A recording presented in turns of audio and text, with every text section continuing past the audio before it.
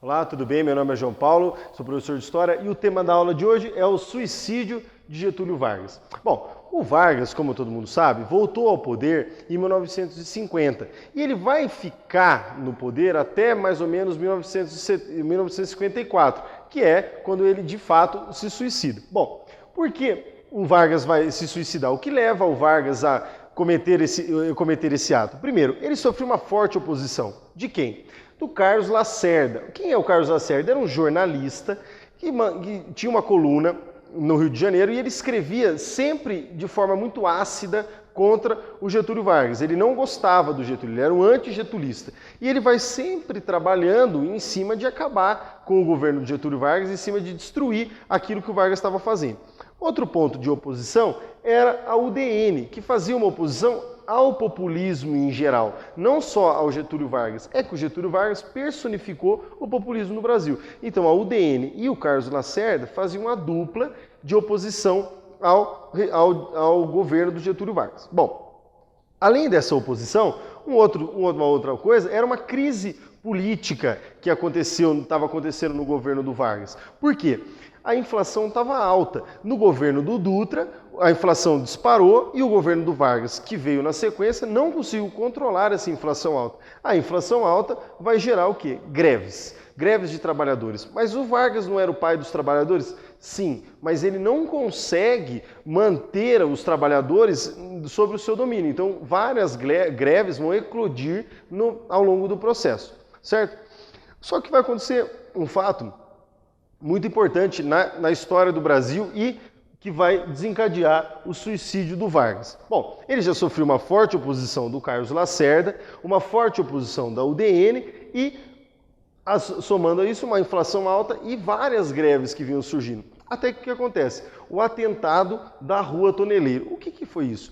Bom, o Carlos Lacerda, que era um jornalista, que escrevia, uma figura popular, muito de uma grande abrangência no governo na época, no período, ele estava voltando para casa, na Rua Toneleiro, no Rio de Janeiro, e ele sofre um atentado.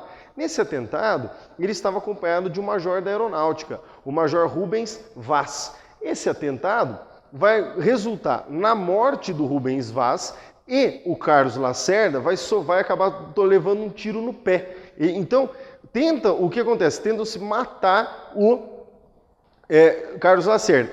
Com o passar das investigações, será sabido que o Vargas mais ou menos estava relacionado a isso, porque quem fez esse atentado foi o seu chefe de segurança. Então, conseguimos aliar isso, o atentado ao Rua Toneleiro, à figura do Carlos Lacerda. E o Carlos Lacerda, mesmo machucado, após o atentado, vai à sua máquina de escrever e já endereça uma coluna, um artigo falando mal do governo do Vargas, falando que ele sofreu um atentado a mando do Vargas. Isso vai enfraquecer ainda mais o governo do Vargas, a figura dele. O que vai acontecer? O Manifesto dos Generais. O que é isso? O major Rubens Vaz é assassinado no atentado da Rua Toneleiro.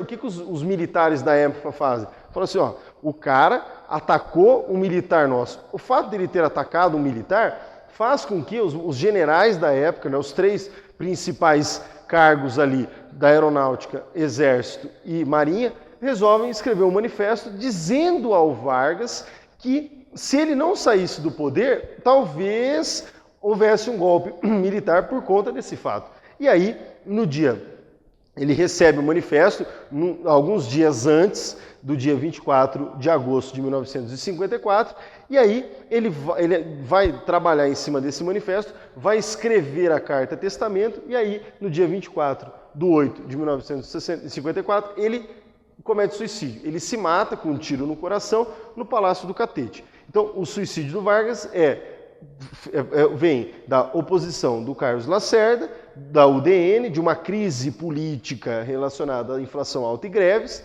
Tá? O atentado da Rua Toneleiro vai desencadear isso, e aí o Manifesto dos Generais é o que vai acabar selando o suicídio do Vargas.